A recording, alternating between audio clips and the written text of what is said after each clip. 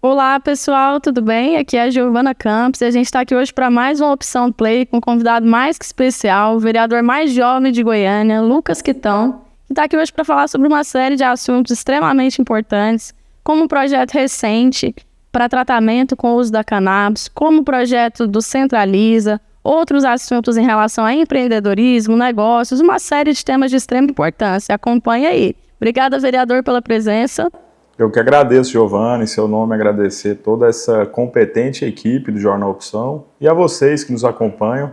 Estou à disposição de vocês. Obrigada, vereador. E vamos começar falando sobre esse projeto, que propõe o Centro de Tratamento Medicinal da Cannabis. Foi aprovado recentemente em primeira votação. Eu queria que o senhor falasse um pouquinho sobre a importância desse projeto e também sobre esse processo de tramitação até virar lei. Sim, é um projeto que, na minha opinião, ele é a cereja do bolo, né? É o quinto projeto que vai ser uma lei, com fé em Deus, para concretizar todo esse trabalho nosso na área da cannabis medicinal. Gente que já propôs uma lei que dá o direito ao acesso a esses medicamentos de forma gratuita pelo SUS. Inclusive, Goiânia foi a primeira capital a ter uma lei assim, né, lá em 2018. Mas não basta só entregar o medicamento, a gente está propondo um centro clínico para fazer o acompanhamento bem próximo desses pacientes e oferecendo ali todas as especialidades que ele precise, né? Até é um modelo que já existe em funcionamento lá em São Paulo, até estou indo lá agora no mês de julho, lá em Ribeirão Pires, que é um modelo muito interessante. A gente fez algumas adaptações nele e aqui para Goiânia a gente está propondo que seja em um ambiente da prefeitura, uma unidade de saúde do município, mas que tenha a participação efetiva das associações, que são aquelas entidades que já fazem esse trabalho de forma filantrópica e que têm um conhecimento muito grande na área. A gente também quer que tenha a participação das universidades, que é até uma forma de ter uma mão de obra capacitada e um custo viável para o município. E eu fui estudando isso, Giovana, e virou até a tese do meu mestrado, que eu concluí agora, e a gente bolou um sistema muito enxuto que obedeça todas as exigências do Ministério da Saúde e também da Anvisa. Tendo aí já cumprido todas essas metas, a gente vai poder receber recursos do governo federal para ajudar nos investimentos, né, no custeio dessa clínica. Até então, que a gente propõe um sistema bem enxuto justamente para ser viável, né? A gente sabe que a prefeitura passa por um momento de dificuldade financeira, então a gente sonha em coisas grandes, mas para que vire realidade a gente está propondo primeiro um modelo enxuto que tenha todas as especialidades e vai desde professor de educação física, psicólogo, psiquiatra, nutricionista, toda essa equipe multidisciplinar que faz o tratamento de cannabis ser ainda mais efetivo, né? E para esses pacientes que inicialmente a gente tem um compromisso, se Deus quiser, no ano que vem, já oferecer para 500 famílias inicialmente, né? E privilegiando, claro, quem não tem condição de comprar esse medicamento e justificando até todo esse trabalho nosso, que é para poder oferecer essa medicina tão moderna aquelas pessoas que não têm condição ainda de comprar um remédio caro que é importado e cotado em dólar, né? Porque aqui no Brasil a gente ainda não pode fazer o cultivo para fins medicinais, então por isso o remédio é tão caro.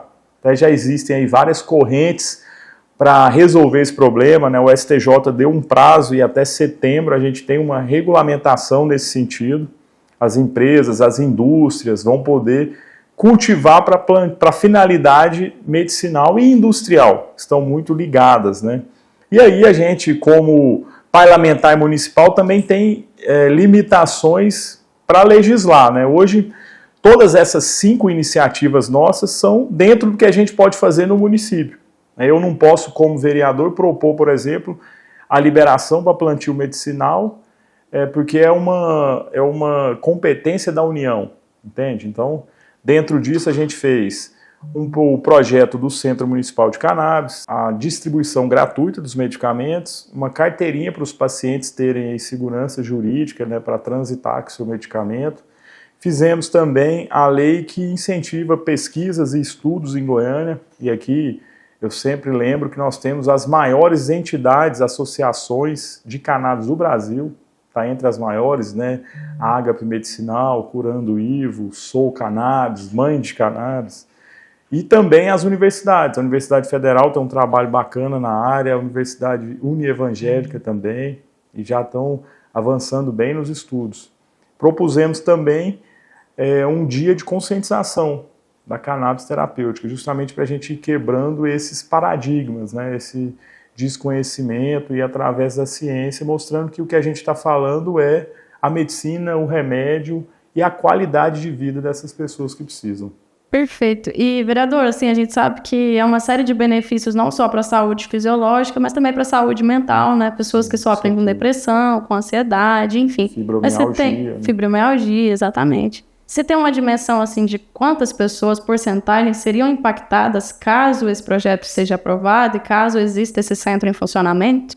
Bom, tem pesquisas até das associações que já passaram de 3.000 pessoas que fazem uso com prescrição médica, com acompanhamento médico. É claro que a gente não pode garantir um número tão alto inicialmente, né, com uma clínica ainda em formação, mas a ideia é que atenda aí muito mais que isso, né, mensalmente. Eu tenho acompanhado, por exemplo, esse modelo que está funcionando em São Paulo, eles já estão fazendo acompanhamento assim, de 100, cento e poucas pessoas por semana, né, atingindo um número de quase 1.000 por mês, quando muito. Então, é um trabalho que a gente vai medindo ele. Quanto mais investimento a gente tiver, com certeza a gente vai ter condição de atender mais pessoas.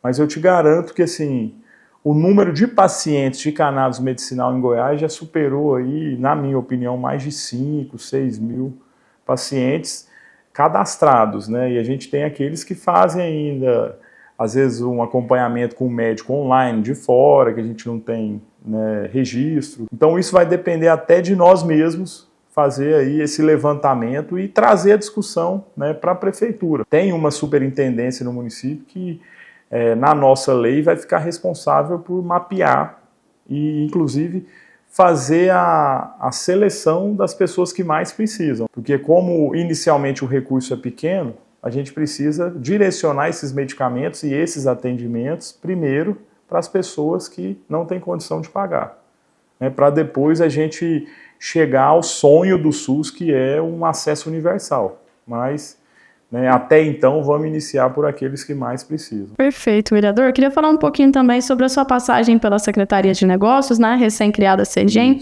Você chegou a assumir, mas depois voltou para a Câmara como vereador e continuou como um postulante ali desses assuntos na Câmara, né? Eu queria saber por que o senhor tomou essa decisão de deixar a Secretaria de Negócios.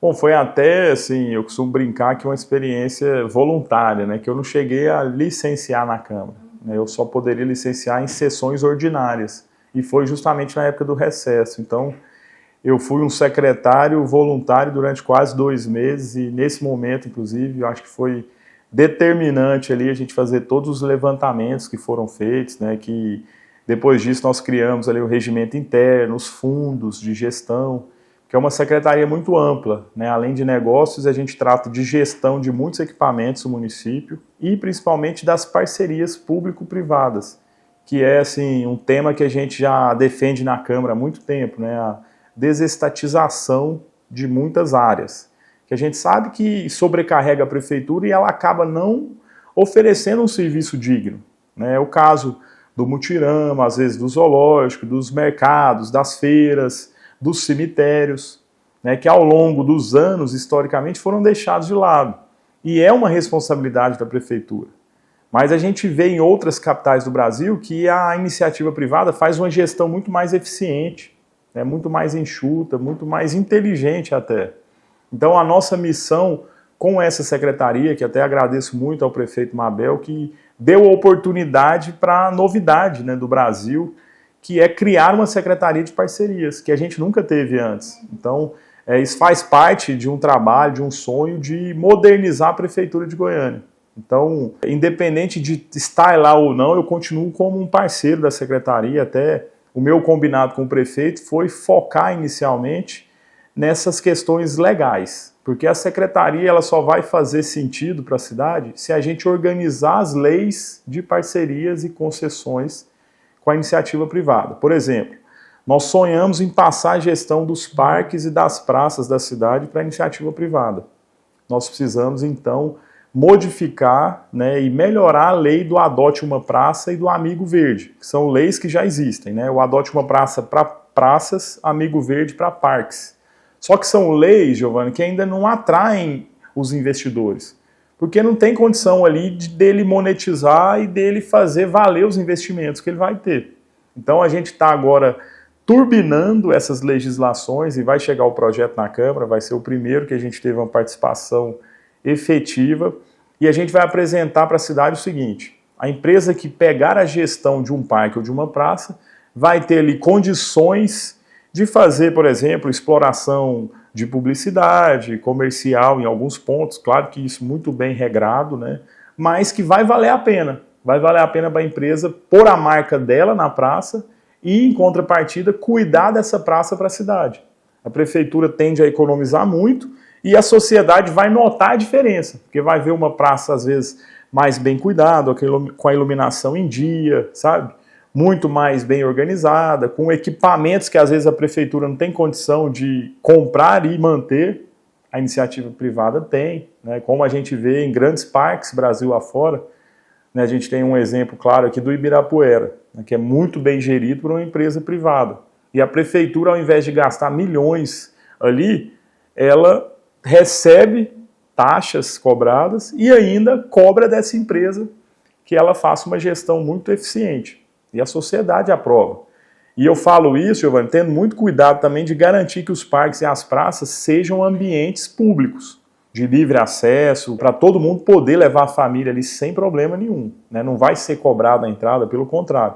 As empresas vão usar ali os espaços para fazer uma ação publicitária, para explorar alguns pontos, para colocar um restaurante, né?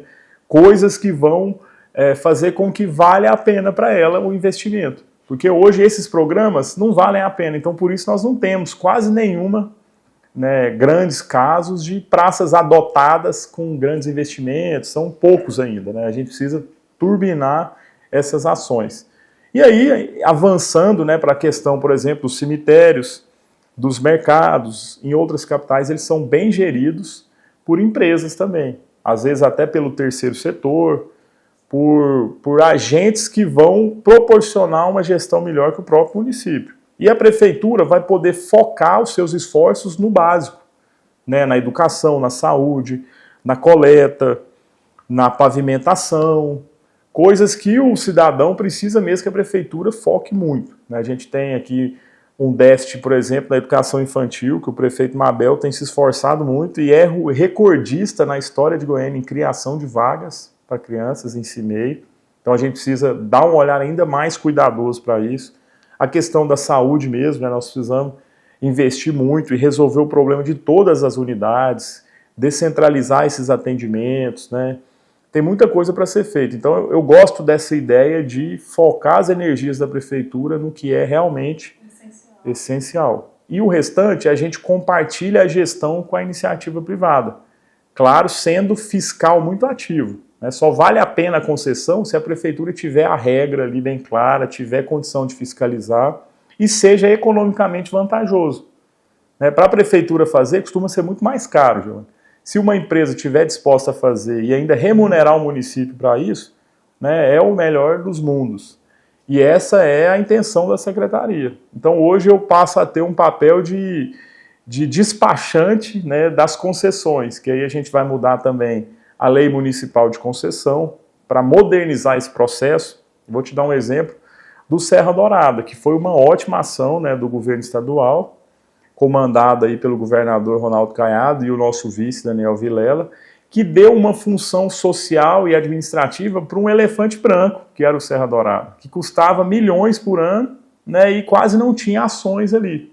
Hoje o Estado vai arrecadar uma outorga mensal da empresa, a empresa vai investir mais de 200 milhões ali, vai trazer eventos culturais, festivos, corporativos, né, vai trazer emprego, renda, imposto e ainda vai remunerar o Estado por isso. É o melhor dos cenários. Então, é uma ótima iniciativa que a gente tem que tirar como exemplo. Mas vou te contar os bastidores. Foram quase 5 anos de trabalho para sair essa concessão. Então, a gente também tem que modernizar a nossa legislação para que esse processo seja ainda mais rápido. Né? Porque a gente tem que fazer isso, por exemplo, com os cemitérios. Né? Nossos cemitérios estão abandonados. Agora que a prefeitura está retomando, está criando os fundos para gestão que nunca existiu. Então, assim, é um processo de reconstrução da cidade. Acho que, através da iniciativa privada, das parcerias, pode agilizar isso. Perfeito, vereador. Eu queria falar um pouquinho também sobre Centraliza, né? Eu vi que o senhor propôs algumas alterações ali no projeto. Eu queria saber o que você acha que é essencial estar em projetos que não estavam e quais são as mudanças que você propõe. O projeto Centraliza é um projeto arrojado, né, que a gente precisa, inclusive, na minha opinião, potencializar em alguns pontos. Né? Você bem lembrou que a prefeitura pediu esse projeto para ser reorganizado. O prefeito Mabel quer fazer isso. Ele quer dar mais condição do centro, de fato, ser revitalizado, porque já se passaram em mais de 10 ações que a prefeitura propôs, mas que ainda não teve esse efeito que a população espera, que é trazer moradores, e para isso, né, a gente falava da necessidade de você incentivar a habitação popular no centro. As pessoas hoje compram casas em Senador Canedo, em Goianira e outras cidades vizinhas, porque não tem, às vezes, condição de comprar um imóvel em Goiânia. Mas o centro está ficando esquecido, abandonado. Por que a gente não traz habitação popular para o centro? É o mesmo preço de uma casa em Senador Canedo, você vai poder morar num centro, num bom apartamento, próximo do transporte coletivo, próximo dos órgãos públicos, da estrutura de educação, de saúde, né? Então, assim, eu acho que é uma boa ideia que em outras capitais isso foi feito, né, revitalizar o centro através da habitação popular. E na prática, Giovana, tem um efeito muito bacana, que é você ter pessoas transitando ali durante o dia e a noite. Isso traz ainda mais segurança, vai ter aí a necessidade da gente organizar bem aquela região.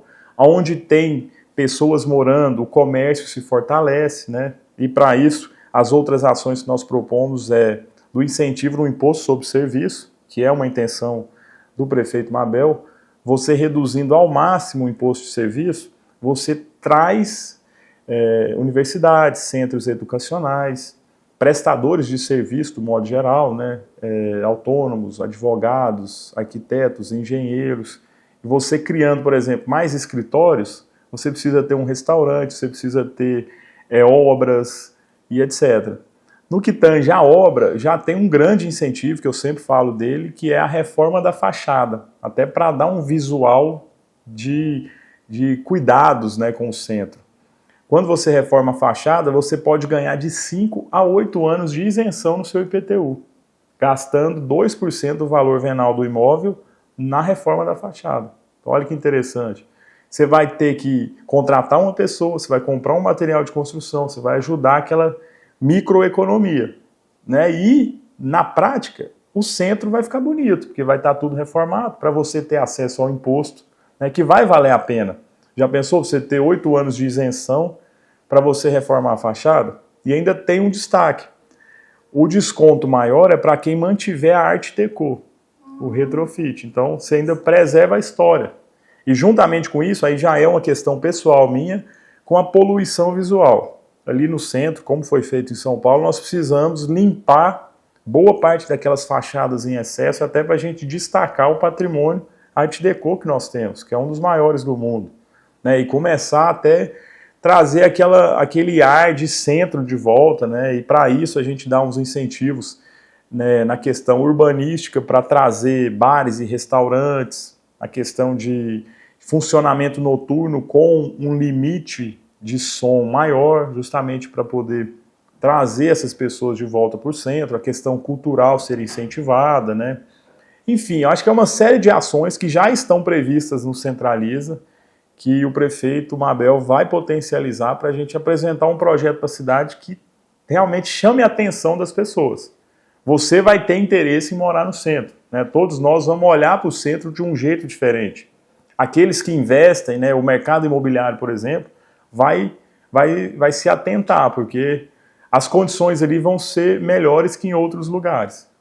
Isso para a cidade é bom. Falta chegar esse projeto, a gente analisar essas medidas, aprovar e o prefeito sancionar.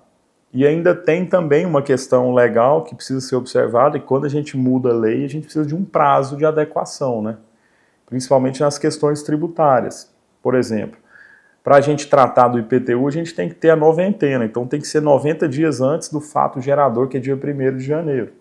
Então, nessas regras a gente precisa ter essa atenção. Então o ideal é que esse projeto chegasse já no início do segundo semestre, que a gente faça uma apreciação transparente, participativa com a sociedade, mas de forma objetiva, né, para não enrolar, para que o prefeito consiga implementar essas mudanças já no início de 2026, que é o cenário ideal, né, a gente começar o ano com essa perspectiva diferente, para as pessoas já começarem os investimentos, as obras.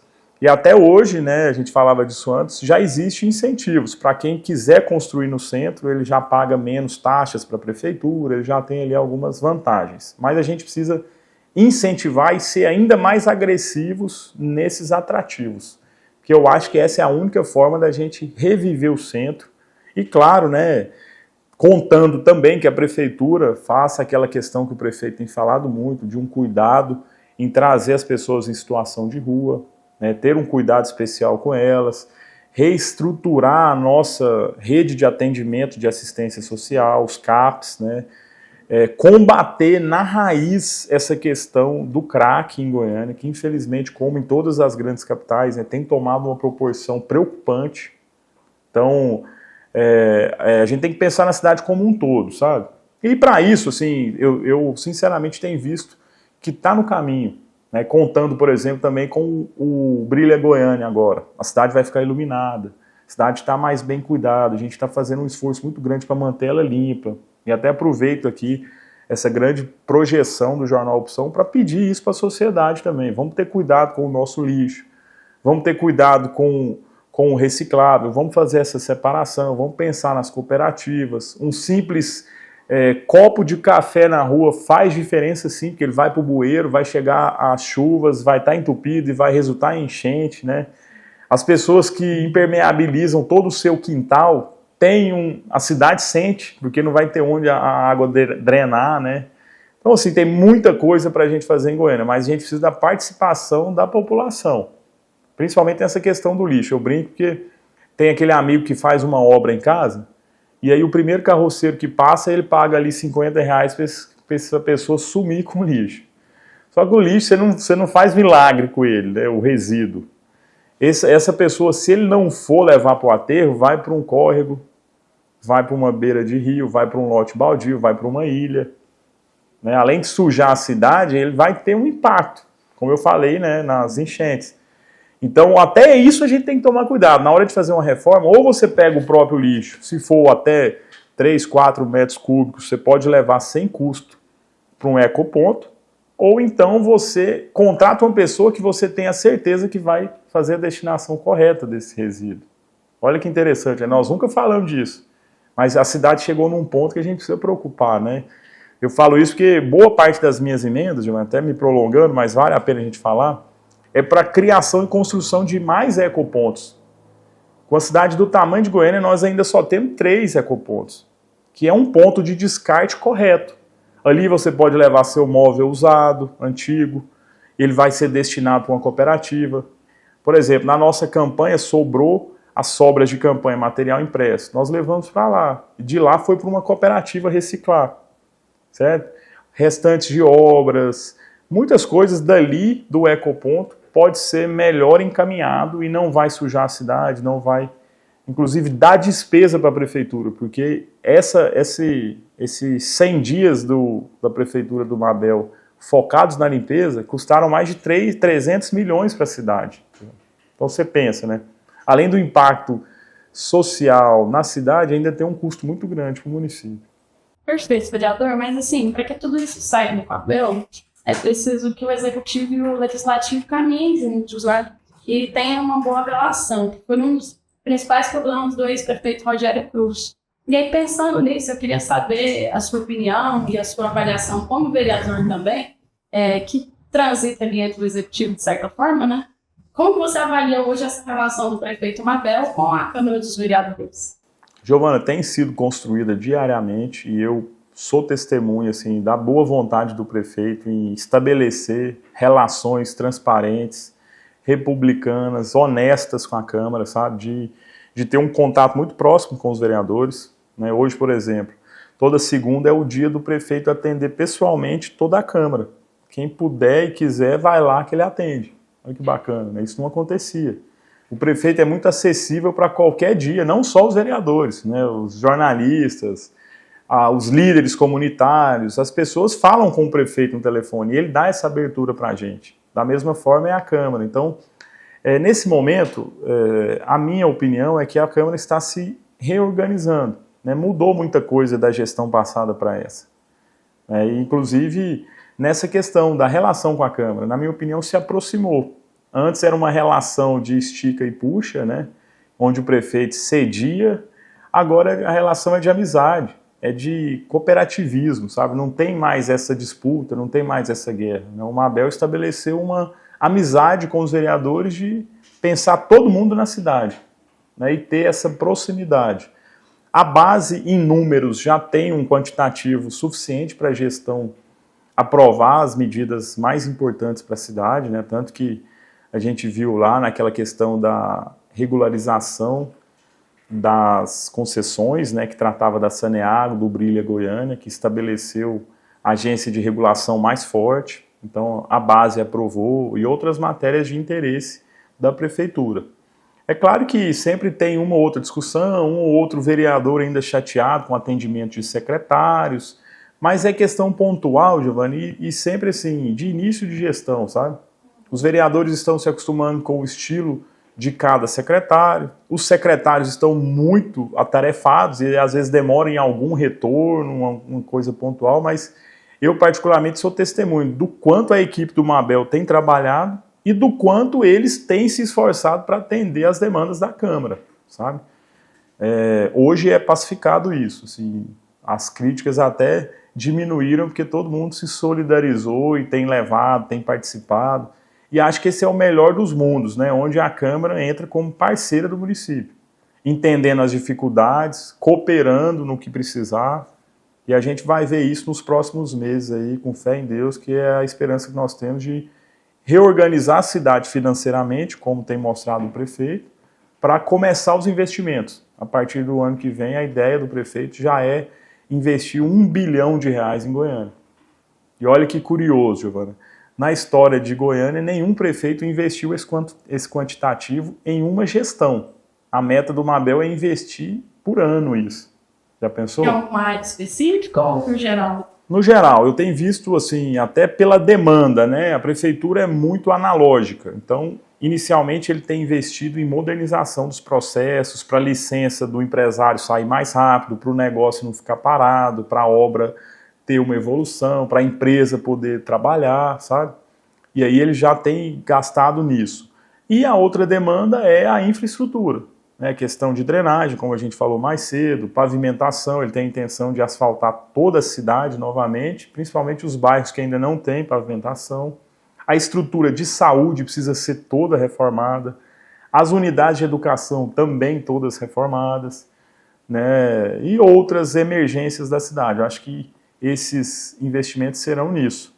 E voltando à questão histórica, eu já era vereador quando o Íris fez aquele grande planejamento de pavimentação que ele gastou 635 milhões financiados. Foi um ótimo programa para a cidade.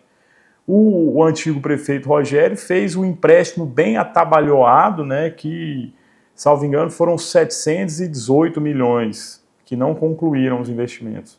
Então isso eu falo de gestão toda. Agora, se o Mabel conseguir mesmo executar esse sonho de investir R$1 bilhão por ano a partir de 2026, já pensou? Ele vai fechar a gestão investindo R$3 bilhões em obras de infraestrutura, modernização e cuidados com a cidade. E isso realmente é de se pensar, porque eu acho que a cidade vai ganhar muito com isso, né? Vai trazer muitos investimentos, vai mudar de patamar. Essa é a esperança nossa para Goiânia. Então, obrigado, vereador, pela presença, obrigado por todos os assuntos abordados. Eu que agradeço, Giovanni. Se eu pudesse, até nessa questão financeira, é bom a gente sempre lembrar, porque, né, é algo que às vezes as pessoas nem imaginam, mas vou dar um dado, assim, quando a gente fala de investimento na cidade, ou o investimento é fruto de uma economia muito firme, que ainda não aconteceu, não tinha acontecido, né, ou é fruto de empréstimos. E olha que a prefeitura arrecada mais de R$1 bilhão por ano, hein, gente? 1 bilhão, e nós não temos dinheiro para investir, porque o custo da prefeitura é muito alto. E eu faço essa soma aqui de uma forma bem genérica, né? A gente coloca aí em torno de 51% a 52% do que a gente arrecada com a folha de pagamento. Existem a exigência constitucional de 25% para a saúde e mais 15% para 25% para a educação e mais 15% para a saúde. Existem o duodécimo da Câmara, existem aquele 1,5% das emendas. Somando isso tudo, Giovana, nós já chegamos a quase a 96%. Aí veio o Tribunal de Contas e colocou a Comurg como responsabilidade do município. Se a gente for somar a Comurg nisso, a folha já vai passar dos 55% que a prefeitura arrecada. E aí a gente vai chegar em quase 98% de tudo isso com despesa fixa. E aí ainda tem assistência social, tem outras demandas do município que não estão nessa relação. Então você imagina como essa conta é difícil. A prefeitura praticamente, se não mudasse o perfil de gestão, viveria para pagar a conta. E para fazer obra teria que pegar empréstimo, comprometendo ainda mais suas receitas. Imagina, hein? Então, qual que é o desafio hoje da gestão Mabel? Eu tenho visto com sucesso. Até foi o primeiro quadrimestre com superávit histórico da cidade, né? O prefeito conseguiu economizar 700 milhões nesses primeiros 4 meses. Por que ele fez isso? Ele enxugou ao máximo os gastos, né? E incentivou, por exemplo, programas de regularização, como o Refis, que a gente prorrogou na Câmara, para as pessoas regularizarem os débitos e a prefeitura ter condição de desafogar e agora negociar essas dívidas para chegar ao ponto, Giovana, de ter um percentual mínimo de investimento, que era até aquele projeto que teve uma discussão prolongada na Câmara, né, da criação de uma rubrica para investimento. A cidade não tinha. Né, e aí o Tesouro Nacional vai analisar Goiânia por esses dados. Tanto é que a nossa nota da CAPAG, né, do Tesouro Nacional, desceu de A para C no último governo. O Mabel pretende subir ela de volta para A, inicialmente já no ano que vem, se for possível, B, porque com uma nota melhor no Tesouro Nacional, a gente consegue ter acesso a empréstimos melhores, com juros subsidiados, e aí sim fazer ainda mais investimento na cidade. Mas o que eu queria dizer com tudo isso é o quanto é desafiador gerir a cidade hoje. Uma cidade que arrecada tanto, mas ao mesmo tempo não tem um percentual mínimo para se investir aqui. E aí a gente tem esses desafios, né, de planejar a cidade, de investir no transporte coletivo, na mobilidade, de prolongar as vias, de terminar as marginais, enfim, né, uma série de desafios para Goiânia com pouco recurso e muita cobrança. Então, realmente é algo para a gente pensar junto, sabe, para a sociedade colaborar e claro que a prefeitura é que vai protagonizar isso tudo, mas a Câmara tem que estar do lado, tem falado muito isso para os colegas. O próprio Ministério Público tem que estar lá dentro, colaborando nessa questão da Comurg, principalmente, né? Fazer todos esses acordos trabalhistas, negociar todos esses débitos, reestruturar a companhia, precisa disso.